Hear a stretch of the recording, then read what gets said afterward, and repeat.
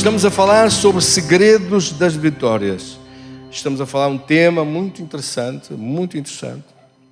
Começamos no domingo passado acerca do segredo da vitória de Josué e hoje avançamos para mais segredos com Deus. Amém? Vamos ler então, com o favor de Deus, apenas 3 versículos que estão no livro de Atos, capítulo 27, versículo 23, 24 e 25. Lemos com o favor de Deus, em nome do Pai, do Filho e do Espírito Santo. Leiam então comigo, Atos dos Apóstolos, capítulo 27, versículo 23. Porque esta noite me apareceu um anjo do Deus de quem eu sou e a quem sirvo, dizendo: não temas, Paulo, importa que compareças perante César, e eis que Deus te deu todos os que navegam contigo. Portanto, senhores, tende bom ânimo, pois creio em Deus, que há de suceder assim como me foi dito. Querido Senhor, damos-te graças da tua palavra em nossa vida. Glorifica o teu nome em nossa vida. Seja exaltado o teu nome em nossa vida. Seja glorificado o teu nome em nossa vida. No nome precioso de Jesus. Graças à tua palavra, querido Espírito Santo. Nós te agradecemos de todo o coração tudo o que tens feito em nosso meio. Tudo o que tens muito mais para fazer. Glorifica-te, Senhor, em nossa vida, em nome de Jesus. Amém. Graças a Deus. Tenha a gentileza de sentar. Vamos participar então do nosso estudo de hoje, na palavra de Deus, partindo deste texto. Estávamos nós a tratar acerca do segredo das vitórias de Josué, entendendo que nas vitórias que este grande servo de Deus experimentou, um dos maiores segredos que nós vemos. A vida de Josué sempre foi uma vida em crescimento de realizações, de sucessos, de vitórias, de bênçãos poderosas. O livro de Josué é uma inspiração extraordinária. É logo seguido de outro livro, o livro de Juízes. E o livro de Juízes é um livro de picos e vales, de altos e baixos, de momentos com Deus em que as pessoas buscavam Deus intensamente e depois se arrefeciam a sua vida com Deus e afundavam através de derrotas, de sofrimento, de escravidão. Por isso, o livro de Juízes é um livro de alerta e de aviso, logo a seguir a um livro extraordinário de vitórias em que começaram a subir e nunca mais pararam até que a terra foi conquistada segundo as promessas de Deus.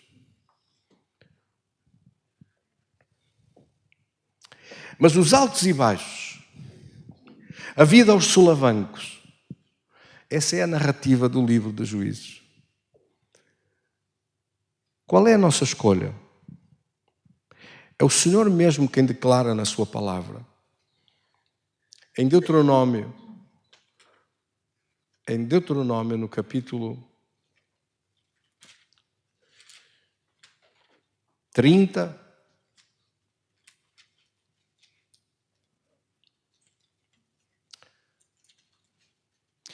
e no versículo 19, os céus e a terra eu tomo hoje por testemunhas contra ti, de que te propus a vida e a morte, a bênção e a maldição. Escolhe, pois, a vida para que vivas tu e a tua descendência.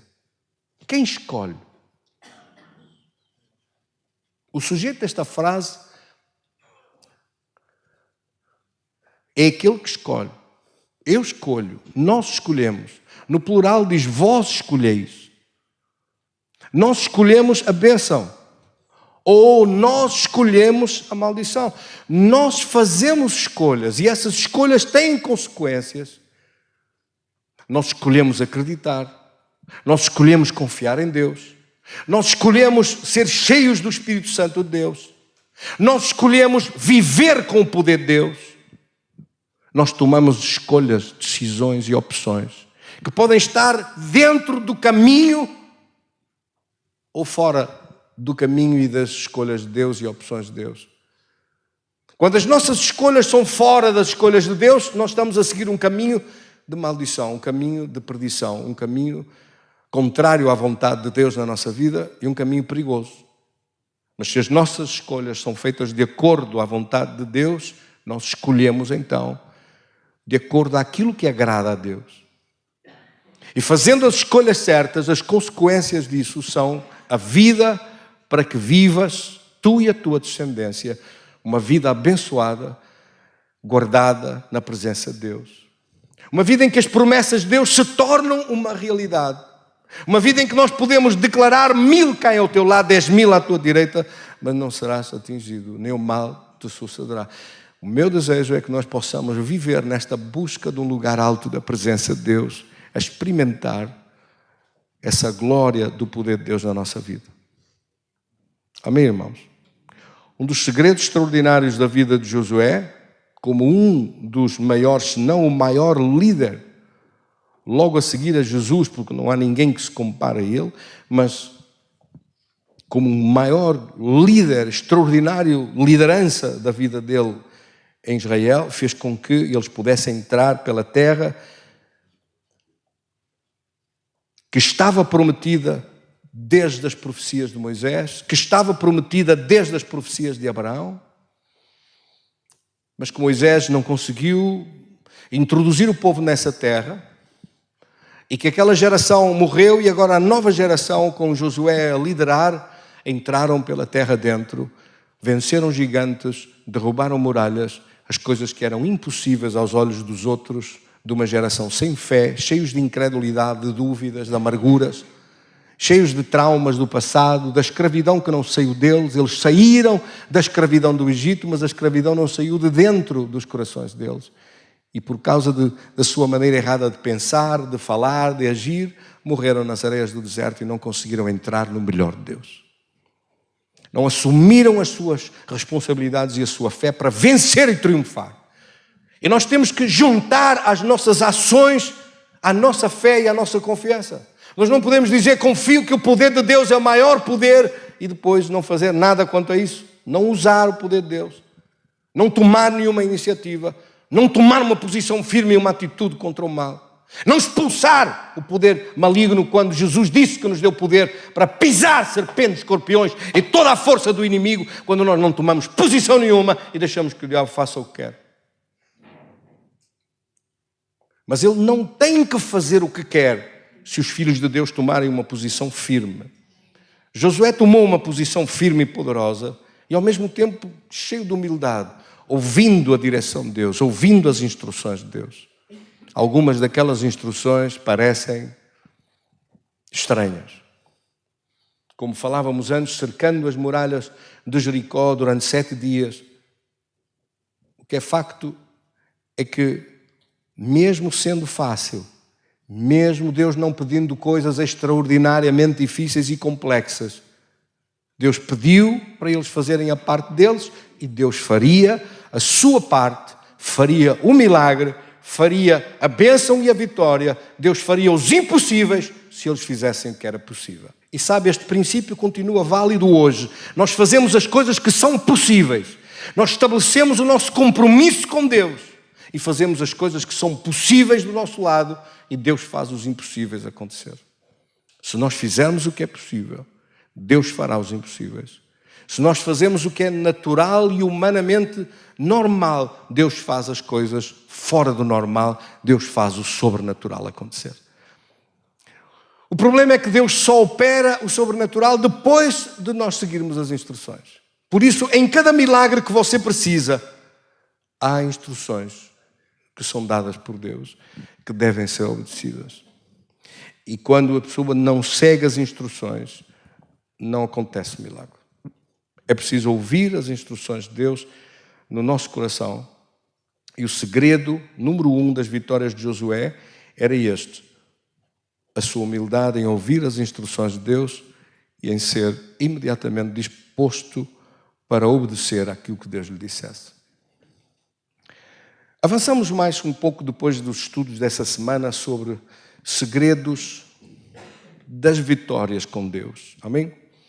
E neste contexto, ao estudar este tema, segundo esta perspectiva, dos segredos para vencer, dos segredos das vitórias, aqueles que estão a tomar notas, prepare-se para anotar 4 grandes segredos que estão nesta mensagem. O primeiro é a certeza de ouvir a voz certa. Tem que haver certezas na nossa vida. Há pessoas que não têm certeza de nada, não têm certeza da sua fé, não têm certeza da sua oração, não têm certeza, mas a fé é feita de certeza. A fé é a certeza das coisas que se esperam, a firme convicção ou a certeza das coisas que ainda não se veem. E sem fé é impossível agradar a Deus. Não é opcional viver sem fé. Porque a pessoa sem fé está desligada do poder de Deus e não vai receber nada na sua vida.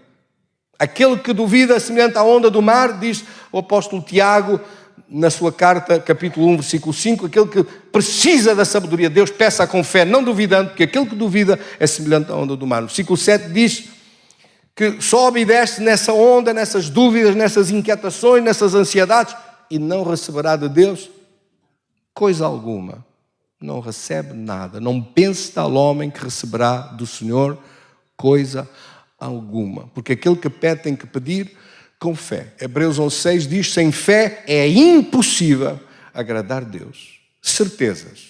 1 João capítulo 5, versículo 14 diz, esta é a confiança que temos para com Ele, que temos em Cristo. Esta é a confiança que temos em Cristo. Que se pedirmos alguma coisa segundo a sua vontade, Ele nos ouve. Como é que eu sei que é da vontade de Deus sarar? Porque na cruz Jesus levou toda a maldição da doença. Porque o próprio Senhor estendeu a sua mão para curar e sarar a todos os oprimidos do diabo. Atos 10:38. Como é que eu sei que é da vontade de Deus sarar? Porque é isso que Deus disse. É isso que está na sua palavra. Não posso alterar o que está escrito. Levando em si mesmo, levando sobre si mesmo os nossos pecados e condenação sobre o madeiro, para que mortos para os pecados pudéssemos viver para a justiça. 1 de Pedro 2:24. E por suas chagas fostes sarados. Fostes, pretérito, já fomos sarados. Então o que nós fazemos é receber aquilo que Jesus já fez. Recebemos uma salvação que Ele já pagou por nós. Recebemos uma cura que Ele já pagou por nós. Ele já fez, Ele já nos sarou, Ele já nos salvou. Só que a pregação que é dita, a palavra que é comunicada, pode ser recebida, aceita ou não, ou rejeitada, ou duvidada, ou não conforme com a nossa fé e com a certeza da nossa fé. A nossa fé é naquilo que Ele já fez. A nossa fé é numa obra que está consumada. A nossa fé é naquilo que Jesus já operou, já pagou um preço para que eu tenha cura e por isso eu não tenho que aceitar doença nenhuma. Mais que isso, eu não vou permitir doença nenhuma na minha vida, à minha volta, na minha casa, à volta daqueles por quem eu orar. Não vou aceitar doença nenhuma. Não tenho que aceitar doença nenhuma. Tenho que recusar liminarmente, completamente, todo tipo de doença. Períodos houve nas Escrituras em que todos eram sarados. Um deles no Velho Testamento. Durante o tempo de Moisés, da travessia do deserto, nem havia mulheres estéreis. Todas eram saráveis e saudáveis. Nem havia doentes.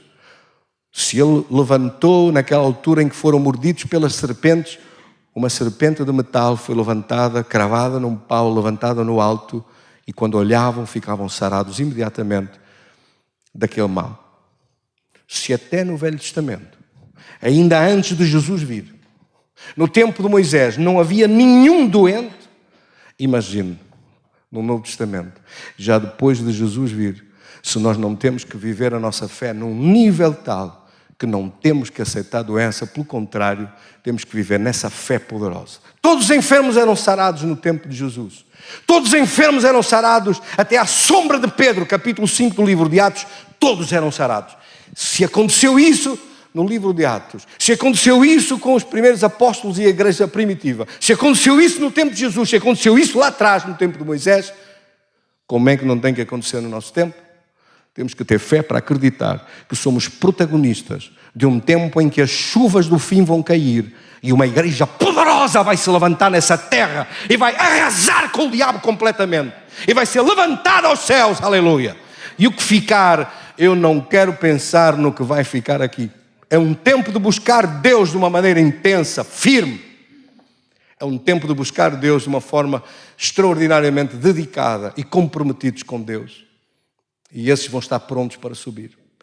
E de derrotar o diabo em todo lugar onde você o encontre, coloque-o no sítio que ele merece, que é debaixo dos seus pés. Glória a Deus. Diga para o seu irmão que está ao lado, Jesus já o colocou debaixo dos teus pés.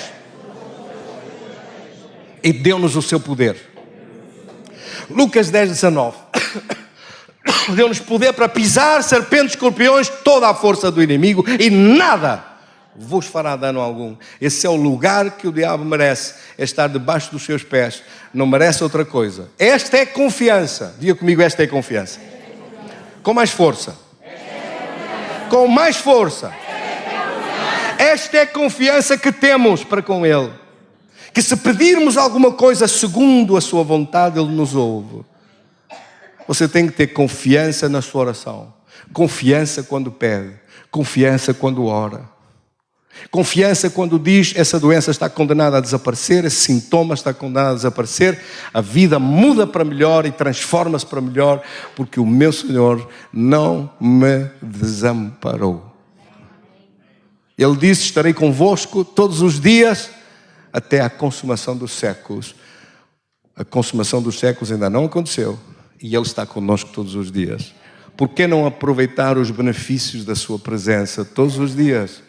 O que faz de um culto esse lugar tão extraordinário é a presença de Deus a quem nós adoramos, a busca da sua presença, de sair daqui cheios da sua unção e do seu poder, renovados na sua presença, porque se fosse só para passar um tempo numa associação de amigos, não valia a pena vir. Amém? Nós vimos para um encontro com Cristo. Nós não vimos por causa de alguém que está aqui para ver, mostrar uma roupa nova, um sapato novo, uma gravata fina, um lencinho pendurado, alguém traz uma echarpe, uma senhora vem muito bem vestida. Queremos lá saber disso. Nós não estamos aqui por causa de ninguém, por causa de pessoas. Nós não olhamos para as pessoas. Nós olhamos para o problema e colocamos-lo debaixo dos nossos pés. Nós olhamos para a doença e destruímos essa doença em nome de Jesus. Nós estamos aqui por causa da glória, da busca do poder de Deus, que é isso que nós queremos ver. Queremos ver Deus a ser glorificado num povo poderoso que destrói os planos de Satanás. Amém? O diabo tem planos, tem que ser destruídos. A grande diferença entre o mundo que está lá fora e os filhos de Deus é que o mundo enfrenta as batalhas da vida sozinhos, sem o poder de Deus, sem Deus na sua vida. Lutam sozinhos, combatem sozinhos, sofrem sozinhos, socorrem-se dos meios técnicos e humanos que possam encontrar para os ajudar, mas os filhos de Deus temos um recurso sobrenatural à nossa disposição.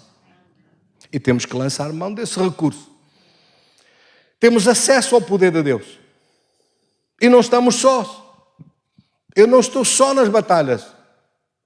Você não está sozinho nas batalhas que enfrenta.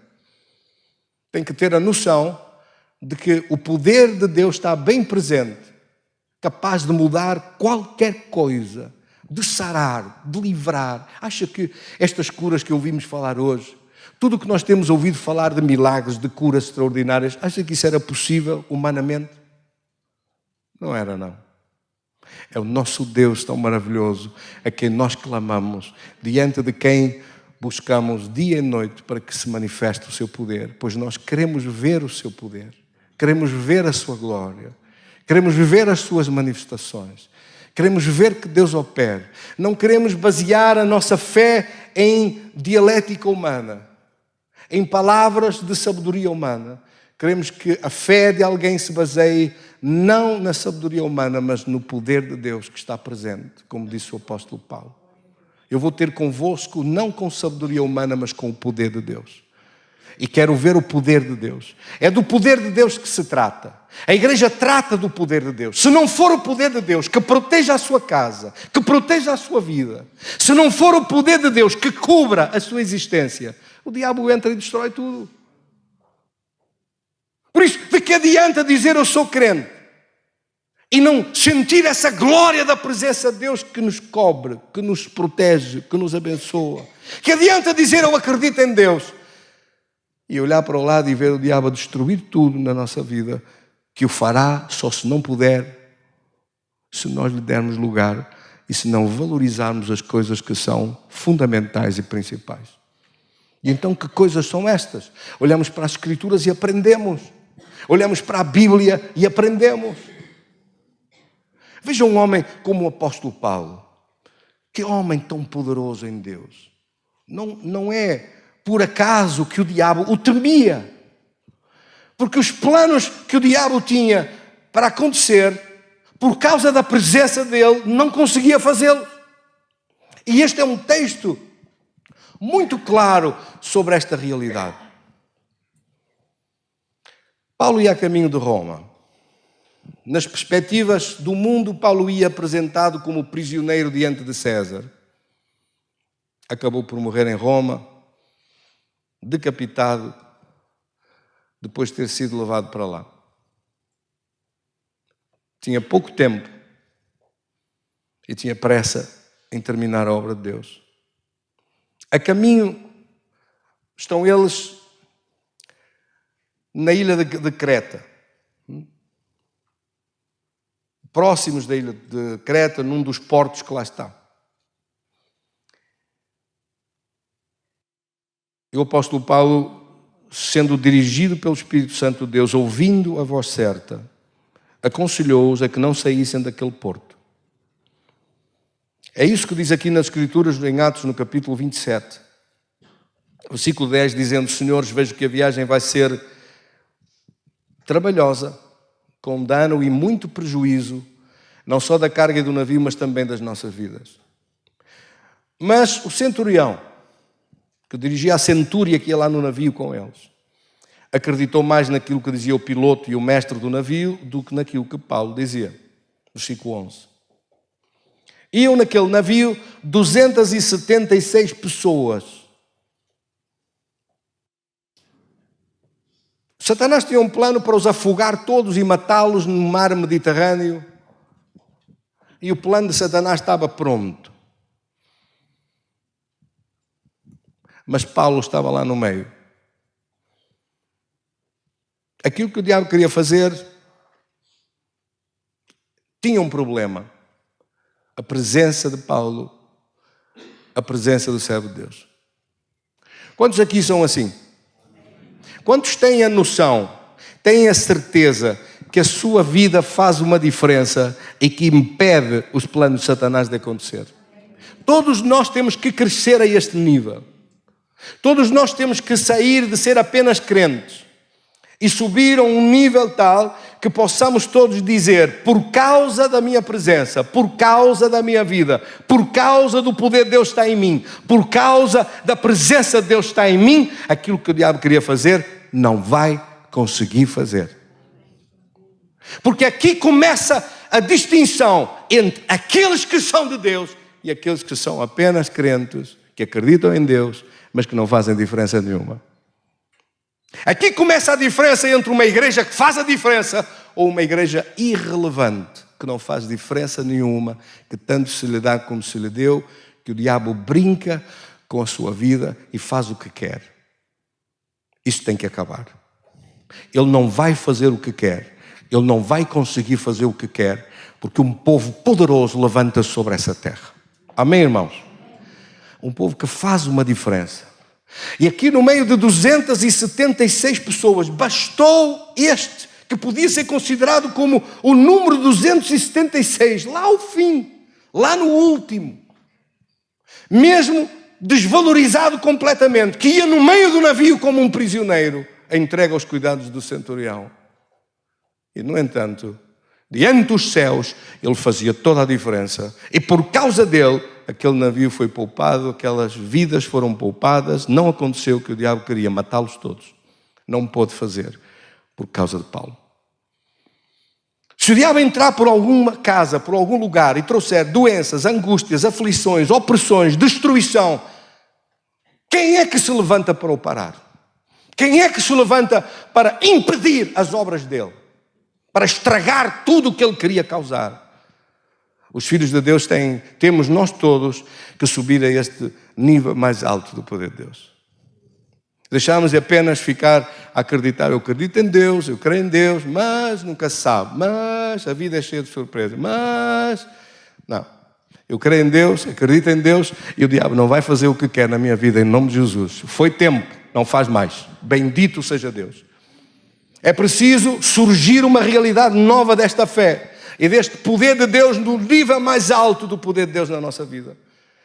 E como Paulo, isso aconteceu. Primeiro, a certeza de Paulo, nestas 4 certezas que falamos, a primeira certeza de Paulo, de ouvir a voz certa, de ouvir o conselho de Deus. Paulo nunca teria saído daquele lugar, porque ele bem previu, olhou, percebeu, pelo Espírito Santo de Deus, ele entendeu.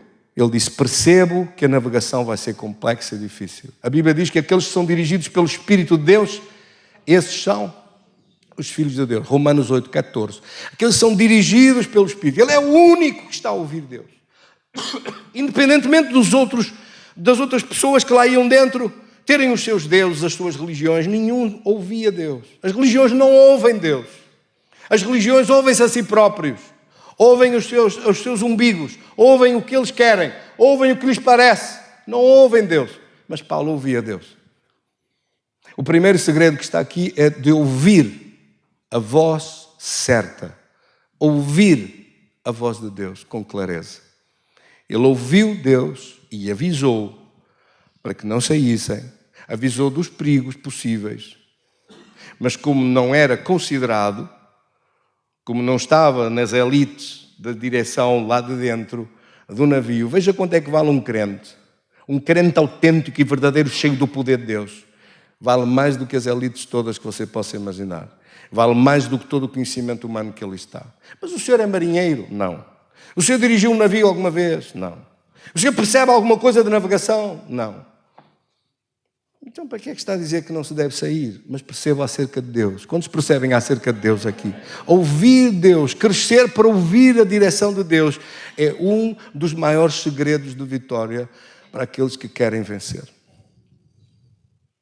O segundo segredo que nós vemos é o segredo que aconteceu mais tarde e que está implícito nesta palavra. Porque eles não fizeram caso daquilo que Paulo disse e levantaram âncoras e zarparam. O diabo, enganador como é, fê-los estar muito confiantes, fazendo soprar, versículo 13, um ventinho manso e delicado que veio a soprar e pensaram eles, agora, com o vento a favor, rapidamente chegaremos ao outro lado, com um porto melhor, uma situação melhor para passar o inverno, uma cidade maior, com mais diversão, com mais ocupação, e passaremos lá o inverno. Erro. Diga comigo erro. Erro grave. Mal saíram, com todas as indicações de que nada poderia correr mal, porque não havia nada à vista que o mostrasse. Tinha o diabo preparado uma cilada que ninguém conseguia ver. Mas queridos irmãos, as ciladas que o inimigo prepara, pobres de nós, se não formos capazes de as ver. Se não formos capazes de ter o aviso de Deus na nossa vida e perceber a direção de Deus. Que tempos de sofrimento. Tempos de sofrimento porque não ouvindo Deus, não percebendo acerca disto, não vivendo a este nível, não sendo avisados anteriormente acerca dos perigos que vêm, não vivendo neste nível do poder de Deus, só nos resta sofrer as consequências, mesmo acreditando em Deus. Mesmo sendo crentes em Deus.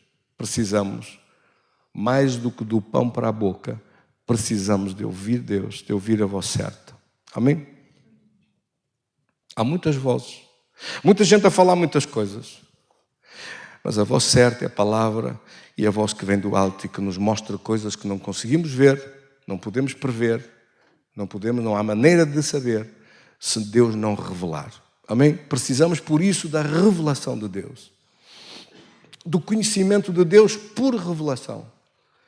Precisamos desesperadamente disso na nossa vida para viver nesta unção e neste poder maravilhoso.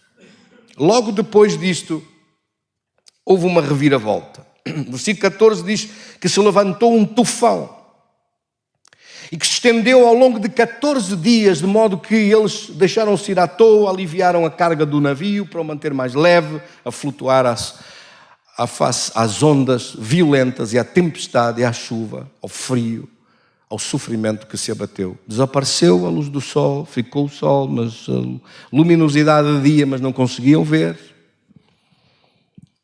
À noite não havia estrelas. Durante aqueles 14 dias, a palavra de Deus diz aqui no versículo 27, que quando chegou a 14ª noite, sendo nós batidos de um lado para o outro no mar Adriático, por volta da meia-noite, pressentiram os marinheiros que se aproximavam de alguma terra. 14 dias a sofrer. 14 dias em que lançaram tudo fora do navio, trigo, todo o transporte que levavam, até alguns mastros do navio, aliviaram o navio o máximo possível para que conseguissem manter-se à tona daquelas ondas violentas. O diabo veio para matar, roubar e destruir. E tudo apenas e só. Bastava que tivessem ouvido a revelação de Deus, a direção de Deus e a voz certa. Não ouviram, as consequências vieram e as consequências foram terríveis. Até Paulo se levantar nesses 14 dias, nessa noite, e dizer para eles, no versículo 21, diz, havendo todos estado muito tempo sem comer, Paulo, pondo-se em pé no meio deles, disse, senhores, na verdade, teria sido melhor terem-me atendido a mim e não partir de Creta, e seria evitado este dano e esta perda. Mas, agora eu vos aconselho, versículo 22, a teres bom ânimo, porque nenhuma vida se perderá dentre vós, mas somente o navio. Porque esta mesma noite, o anjo de Deus de quem eu sou e a quem sirvo, esteve comigo. E disse, Paulo, não temas, é preciso que compareças diante de César, e eis que Deus, por sua graça, te deu todos quantos navegam contigo. Portanto, meus senhores, tende bom ânimo, porque eu confio em Deus, que sucederá assim, do modo como me foi dito. Que palavra tão poderosa. Aqui estão os outros 3 segredos que nós estamos a falar, segredos de vitórias com Deus. O segundo é a certeza de pertencer a Deus. Você tem a certeza que pertence a Deus? Tem a certeza que os seus dias, não só a sua vida, mas o seu dia, você começa o seu dia a pedir que esse dia pertença a Deus. Você ora logo pela manhã cedo a pedir, Senhor, este dia pertence, dirige este dia, conduz a minha vida neste dia, dirige os meus passos neste dia, toma conta das minhas decisões este dia, que sejam as tuas, que os meus pensamentos sejam os teus, que as minhas opções sejam as tuas. Você deve fazer isso todos os dias. Não somente pertencer a Deus de um ponto de vista genérico, mas pertencer a Deus dia após dia, todos os dias, consagrando a sua vida para Ele, pedindo que Deus conduza, que Deus dirija e que Deus o faça avançar. Pertencendo a sua vida nas mãos de Deus, o que é que o diabo pode fazer? Nada. Não consegue fazer nada. As pessoas que vivem uma vida consagrada, comprometidos com Deus, dedicados com Deus, a sério, com profundidade, o diabo tem um problema enorme com esta gente. Não consegue fazer nada. Pode tentar, pode planear, mas os planos dele não vão acontecer. O que ele tentar fazer não vai conseguir realizar. Porque essa certeza de pertencer a Deus, de estar nas mãos de Deus, de ter a cobertura de Deus sobre a sua vida, não permite que ele faça para si os planos que faz para os outros e que resultam para aqueles que pertencem a Deus, a sério, todos os dias, ele não consegue fazer os planos dele. Amém? A terceira certeza que está nesta palavra é a certeza de servir Deus. Repare como a Escritura diz, o anjo de Deus de quem eu sou, ou a quem eu pertenço e a quem eu sirvo. A certeza de o servir. Há pessoas que acham que a igreja não faz falta. Mas a certeza de servir Deus é que nós servimos Deus com a igreja, com a obra de Deus. Servimos Deus servindo o nosso próximo. Servindo Deus em projetos que Deus pede. Por exemplo, neste tempo Deus diz, cria um tempo de jejum para a igreja. Você junta-se a Deus e diz: eu vou jejuar também, uma vez ou outra, um dia ou outro, conforme o Senhor me dirigir, eu vou também fazer parte desse serviço para Deus. Porque nós servimos Deus. Servimos Deus com a nossa oração, servimos Deus com a nossa oferta, servimos Deus trabalhando na obra de Deus, servimos Deus para trazer alguém para receber o milagre de Deus na nossa vida, na sua vida. Amém? É uma forma de servir Deus. Servimos Deus orando, servimos Deus falando de Jesus a outros, servimos Deus trazendo alguém conosco para que seja salvo, para que seja curado e seja abençoado. Se não fosse a igreja, não teríamos sítio para levar ninguém. Não teríamos lugar nenhum para poder orar juntos e concordar numa oração que aquele mal fosse erradicado, fosse apagado, fosse queimado pelo fogo de Deus. Não teríamos possibilidade de ouvir estes testemunhos tão lindos de bênçãos de Deus multiplicadas sobre a vida daqueles que o buscam. Deus deu a sua vida pela igreja. E a Escritura diz claramente em Hebreus capítulo 10, versículo 25, não se afastando da congregação como é costume de alguns, antes mais se dedicando à vida da igreja, tanto mais quanto aquele dia se aproximar, aquele dia do fim. Amém? As cartas foram escritas para a igreja, ensinando como a igreja deve funcionar. As cartas do apóstolo Paulo, as cartas de Pedro, a carta de Tiago, as cartas de João, escritas para a igreja. O Apocalipse foi escrito para a igreja. Jesus disse às 7 igrejas da Ásia, dando informações sobre as igrejas. Como a igreja é dispensável? Não é não. Até o arrebatamento é a igreja que vai subir. E dessa, nem toda, mas a noiva vai subir. O resto fica. 5 virgens sábias vão subir. 5 virgens loucas vão ficar. E essas que vão subir estão prontas, cheias do Espírito Santo e de reserva, têm ainda habituadas a servir Deus, habituadas a estar na presença de Deus. Por isso, a certeza de servir Deus é uma das certezas de vitória. Você serve Deus? O que é que está a fazer para servir Deus? O que é que tem feito na sua vida para servir Deus? Serve Deus logo de manhã orando uns pelos outros, orando pela igreja, orando pelas casas, orando pelas famílias, orando pelas empresas, orando pelos problemas, orando pelas dificuldades que surgem, orando pelos problemas que nos são trazidos e são colocados ao pé da cruz.